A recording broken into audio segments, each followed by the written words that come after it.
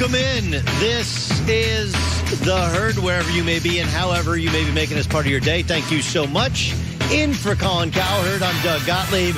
And whether you're listening on the iHeartRadio app, watching on Fox Sports 1 or any of our Fox Sports Radio affiliates, could not be more pleased to have you join us. We got a great second hour of the show as three-time Super Bowl champion Mark Schlereth will join us in moments. Joy Taylor alongside. It's a Friday. Weather's still kind of gloomy in the city of Angels. Big plans this weekend?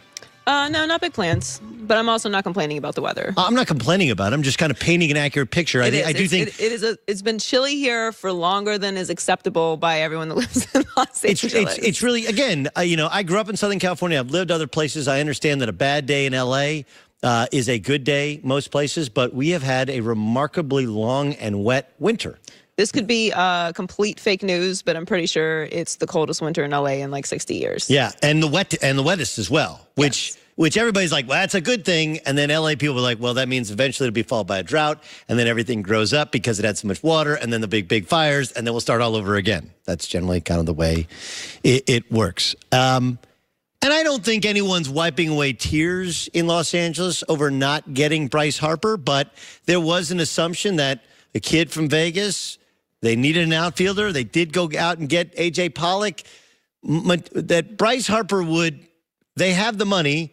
They have the TV deal. They are the Dodgers. They've been to the World Series. They got rid of Yasiel Puig. They moved some stuff around. It would have made sense. And they became kind of late bidders. And then all of a sudden, there was the competitiveness with, wait, the San Francisco Giants are involved? We're involved as well. Yesterday, 22 hours or so ago, news broke that Bryce Harper had agreed to terms with the Philadelphia Phillies, 13 years, $330 million.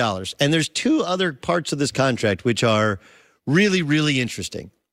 No opt-out clause, and, of course, a full no-trade clause, which the full no-trade clause, come on. If somebody wants to be traded and wants out, they can get out. It can be worked out. But this apparently is what Bryce Harper wanted.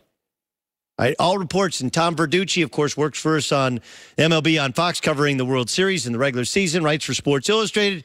He just had an article which kind of painted the true details of the picture, which is Bryce Harper wanted one team. He did not like this being a free agent thing. He didn't love being coveted. He just wanted the biggest deal ever, the longest-term deal. He wanted security. He wanted to know where he's going to be, and he wanted more money than anybody's ever gotten. And if those were his goals, he accomplished them. But that doesn't mean it's a smart decision. If you ask a financial planner, I win the lottery tomorrow, do I take all the money now or I take it over 25 years? 99.9%, maybe 100%. I just don't want to say or maybe 90. Scientific fact is like 97%. So I'll go with 97% of them would say you take the money now.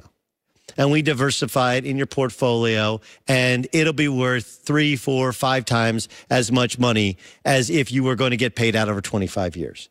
The common misconception from lottery winners, or for people who think of lottery winners, are half of them are going to go broke, which is true, but they don't go broke because of taking the money up front or not taking the money up front. You got to have a plan. 13 years in Philadelphia sounds like a good idea, but 13 years in one place, especially a city like Philadelphia, don't know if that ends particularly well. I mean, think about Ryan Howard's deal ended there. Like, it all seems to kind of end poorly at some point.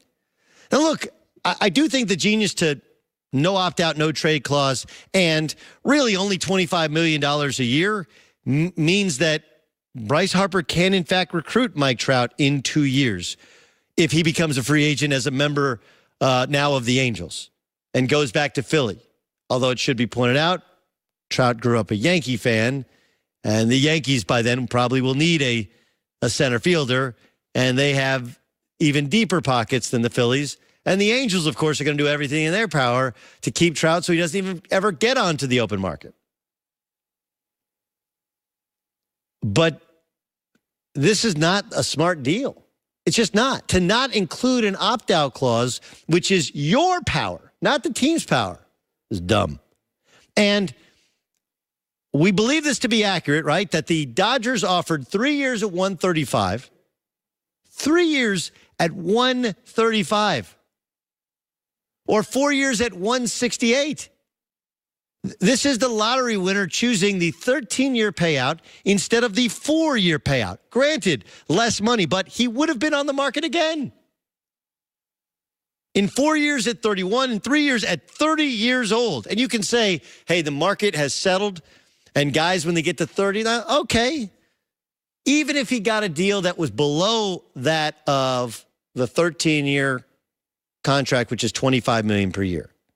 If it's 3 years at 35, which you do the math, right? That's $45 million per year.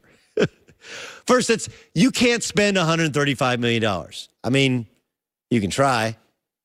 You guys remember the movie Brewster's Millions? I may be dating myself. Richard Pryor, where he had a month to spend $1 million. Actually, an interesting movie, right? Where he had to figure out ways to spend in order to get, I forget, it was like $10 million. He had to spend $1 million in a month. He had a month to do so. Like, you know how hard it is to spend $135 million over 3 years when you have like a legit financial planner? And Bryce Harper, for all of the persona with the hair, the beard, the home runs, and some of the ways he carries himself, like, look, dude's, I believe he doesn't drink because he's like a legit Mormon. He's married, doesn't party. Like, he just wants to play baseball. The idea that he would fry through all of that money is crazy, and he would get another contract. But even if you don't want the top front-loaded deal, wouldn't you rather play with the Dodgers? Like, the Dodgers have been in the last 2 World Series. Where the Dodgers are is where the Phillies hope to be. And if brands mean anything, and look, I like Philadelphia far more than the classic national radio host sits here and says, well, Philadelphia is a great place. Great sports fans. You live out the main line. Like, that's a good life. You have all the different sports you can throw out there. You can raise a family. It's not ridiculously expensive. You're not far. You can buy a place on the Jersey Shore if you want to go to the beach, live at the beach and still play for the Philadelphia Phillies. Like, that's not actually crazy to do. In the middle of the summer, your family can go live at the beach. Amazing. We're going to live in Delaware at the beach. Totally underrated. I get that. But it ain't the Yankees. It ain't the Dodgers. And you had a chance to be a Dodger and had a chance to completely reshape the market, make $45 million a year. What am I missing?